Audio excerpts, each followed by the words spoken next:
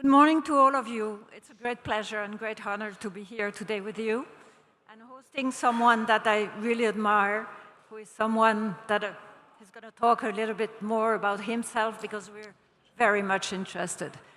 For you to know, everybody knows here, Luciano Huck. He's one of the Brazil's most renowned TV hosts, philanthropist, and investor. Since 2000, you're hosting Caldeiro de Huck. Good. That's how you pronounce that? Yeah. And then the Sunday night show on TV Globo network that brings 114 countries to listen to you. It's about, you just give me the number, 35 million people. In Brazil. In Brazil. It's huge. And you're not only that. Your charisma and your content also make you a successful media influencer. I'm sorry, but I have so many mics. Yeah. Luciano supports innovative entrepreneurial projects, engage in civil initiatives, and champions causes such as education, technology, inequality, and issues in Brazil. What makes for you, in your point of view, a person powerful? Powerful. Powerful. First of all, primeiro, bom dia a todos. It's very hard for me to speak in English. Primeiro de tudo, para mim é muito difícil falar inglês no Rio. Então, eu vou primeiro de tudo. The beautiful event. Thank you, Cecilia. And I think power is like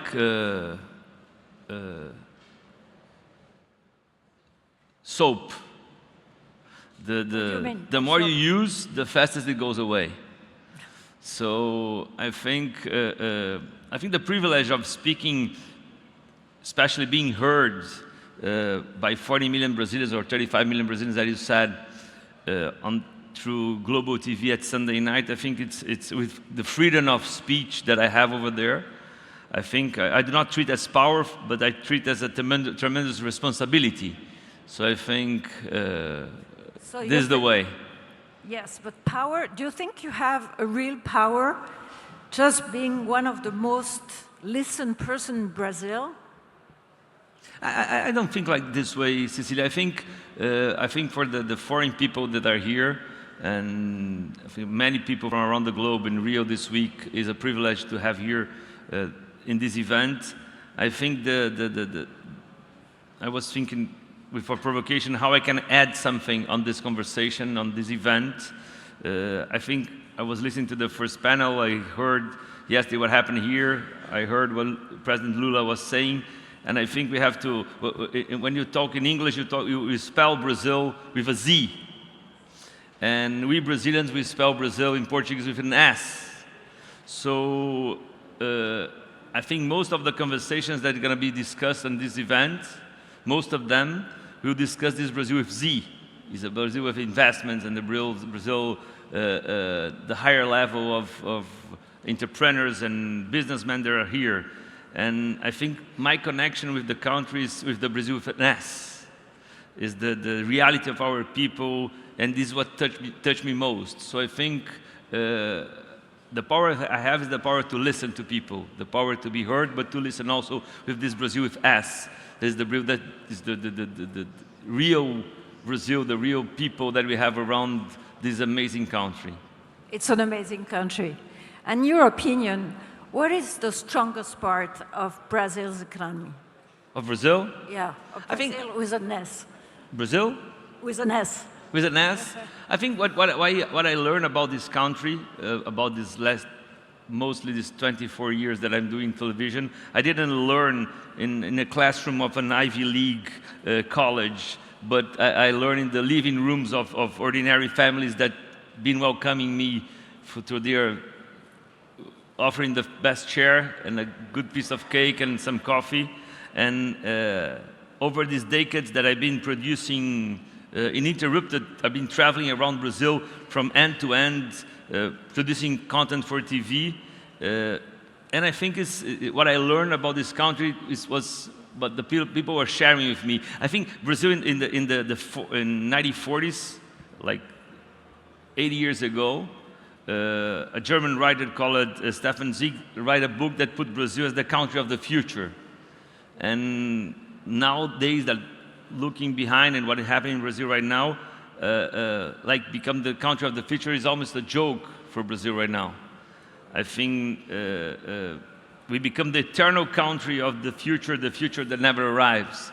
So this is what I think we should change, and that's why I like this kind of event. This, I think we need investments. That's why I need to think about the reality of Brazil, the opportunities that we have globally that we should grab, because this golden ticket that is happening right now to Brazil because of all the climate change and the new source of energies that is happening right now, the needs that we need in global food productions. I think Brazil have all these assets. We cannot produce shoes cheaper than China. We cannot produce chips cheaper than Taiwan, but no one have the green assets that we have, the clean energy that we are capable to produce. So I think we have a big wave ahead. That's why we have to put people together and gather together to serve this wave that Brazil truly have all the conditions. Yeah, it's an amazing country with amazing people. How do you think Brazilians do to tackle like educational inequalities, degradation, even environmental degradation? I'm like you, my English is not as good, and economic disparities. What would be your... Cecilia, I think I love to hear the open speech about the sovereign fund that FII are connected, that is coming to Rio, coming to Brazil, paying attention with what we have to offer, the investment opportunities and all this stuff. But the reality of Brazil, and what President Lula addressed in the beginning, I agree, because I'll tell my personal, like 4 weeks ago, I was in Jacutinga. Hard to say, Jacutinga is like not far from here, Mercadante. You know, it's Minas Gerais. You fly 2 hours from here, you pick up 1 hour by car, you're going to be in Jacutinga. And I met there Mr. Zé Lisboa. I was there because his family wrote me a letter because the dream of his life was to remake his car that he's been with the family for 25 years, that he's been producing in family farming pineapples. But the point is, I went to his house. I was there. It was he and 5 kids. 5 kids, no, they're grown, but 5 sons and daughters with grandsons. He's producing pineapples for almost 50 years. He raised his family with that. But the power energy arrived in his house 4 months ago. Wow. So in the same time we are discussing in the 21st century, we are discussing mining in the moon, artificial intelligence, when you're going to reach Mars, autonomous cars. In the other side in Brazil, we have families having power energy in their house right now, 4 months ago. So this huge gap that we have in Brazil, in one hand, we have many opportunities of development. In the other hand, we have huge inequalities that we need to address. So we cannot forget in a place like this that we should and we have to discuss the opportunities with the Brazil with Z, but we need to address our inequalities in this generation, not something that we should wait for the next generation. How we can solve these problems right now. Yeah, it's today. Yeah, it's now. It's today. Those problems are We are the 7th most unequal country in the world. If you just for the foreign people that are here, 1% of the richest people in Brazil holds 63% of our wealth. If you pick up, I like to say that in Brazil we live like a zip code lottery. The place where you are born, you define the numbers of opportunities you're going to have along your life, and this is cruel. This is what we have to break. If you pick up the how to say HDI of where we are now, Copacabana, the number is 0.956. That is equal like Denmark.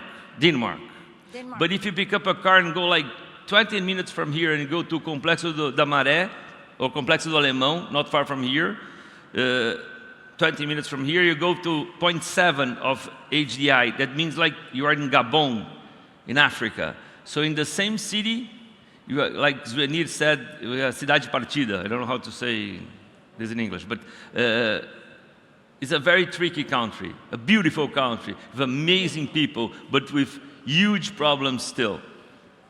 But you're here to resolve them, right? Yeah. And you're heard a lot, so I think you can do a lot. Because Mercadante is here, they used to say in Brazil that our economic tripod is the inflation, exchange rates, and public account balances. But truly, if you go to the Brazil with S, our true tripod is Uber, bolo de pote e venda de cosmético. How to translate this? Uber, bolo de pote ferrou, né? André, como é que fala bolo de pote? Jar cake and cosmetics. Okay, I didn't understand every word, okay, but it's it's a nice Brazilian. Okay. Can I speak about something that happened to you in 2015 when you were with your family in a plane crash?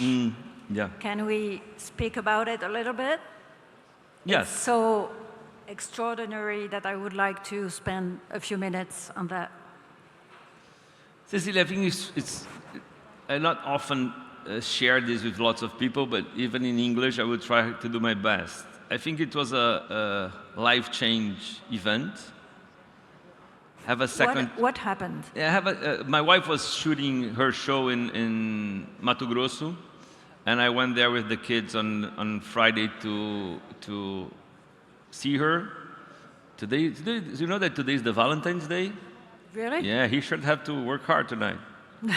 We will. Okay. So I went there to see my wife with the kids, and on the way back, it was a Sunday morning, and on the way from the farm where we were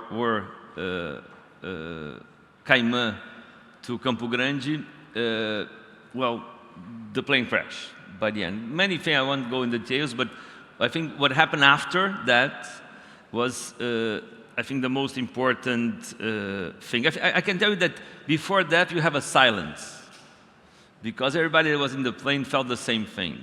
We, the girls who work with us, my wife, the pilots, everybody felt the same, like a minute, like a vacuum, a silence before the impact. But I think you were all safe, right? Thanks God. I broke my back, but thanks God everybody's here. Everybody, it was a bless, a big bless for everyone. And we treat this second chance in this bless in a very serious way inside our family. I think the kids were like 10, 7, and 2 at the time. And I think we weren't able to understand how the kids would manage all the things that we felt, we saw, and what happened. And the consequence, well. But what happened is that 6 months after, I think that the kids handle well this kind of thing. Then it came the consequences for me and Angelica. For my wife, I think she has, after 6 months, like heavy, anxious crisis that she was able to heal it, not with meds, but with like breathing, like doing a deep dive journey to self-discovery about yoga, meditation, many tools that help a lot. I can tell you, if I can write this down, helps a lot our family, and it's still happening because all the family was around her on that. And for me it was interesting because I could go in like a selfish journey, but I think what happened, I can go, I want only to take care of my family, I'm going to stay inside my house, going to work and come back. But it was totally the opposite desire. I think the second chance is that me to a civic engagement, much more serious, both in my work on TV and my personal life also. On TV, using television as a powerful source of explanation, inspiration, like how to translate complex messages in simple ways that all this country can connect and understand, for like things that we're talking here about AI, entrepreneurship, climate change, leadership, politics, how I can translate through television to the whole country. Doesn't matter how you think, but let's talk about that. And in the other side, I start my ability that I have, that I like to rally the best minds, to put people together, to think together. I think when you think more than one, you think much better. How we can make this country less unequal and this country more efficient. How we can develop this country in a definitely way that can change and give opportunity for all. And I think we are facing now a lack of leadership worldwide. This is a big problem. I think, as you told in the last panel, the things are so unstable and chaotic worldwide. If you think 10 years ago, we were experiencing, I think, the most peaceful, stable, and high quality human era of human 10 years ago, and now the world is completely upside down. You have war in the Middle East, you have war in Europe, and you have political and social ruptures all over the globe. You have attacks against democracies worldwide also, so the world is crazy just 10 years after. And I think if we want to solve these kind of questions, and in Brazil, if you want to change this country, we can gather together all the philanthropists of Brazil. We won't move the needle of inequality. The only thing that moves the needles of inequality is the state, and the state is running by politics, and the politics are running by politicians. So we need to build and grow new leaderships in Brazil. We have to take politics serious, not as who is going to run for election, but no, we need the best people, the best brains, the best idea around politics, because this is the only thing that truly can change the country. You tackle a problem, a subject that's very important to me, and I can say that politics is a real job, and people need experience and a lot of work, and knowing the country, knowing their people to be You have to admire our politicians, Absolutely. That's why. So you have to raise the bar of ethics, that's it. Yes, but it doesn't matter how you think. You can be left, you can be right. It doesn't matter if the level of the bar of ethics in the correct position. It's good to have people thinking different. And that drags me to my next question. Could you one day, with all your experience and knowledge of the country, run for president? It's the hard one. It's a hard one. No, I can be honest. I think this is not about the personal project. I think everyone who has who treat as a personal project fail. I think this is about destiny, not for me, but for everybody who's there and being present all over the globe with many, many countries. I think I'm already a political citizen. When I have the privilege to talk to 40 million people, Brazilians, every Sunday night, using the entertainment as inspirational tool, as I told you, to translate complicated to simple messages, I'm already being an active citizen. And as former President Fernando Henrique Cardoso said once, and I think one of the most important leaders ever, this is something that you should leave the window open for, but the wind will blow only if it wants. So why can I assure you that I don't have a personal project? I don't have the vein about power to finish as we start, this kind of power. But I want to sit with you here in 20 years, and I want to be living in a country more equal and more efficient. And I want to be part of this transformation. It doesn't matter how. That's an amazing project. Thank you for being there. Thank you, Cecilia. Thank you for your words. We were very happy to Thank have you so much for the invitation. So it was nice to meet you. Thank you so much. Thank you. Thank you. Obrigado.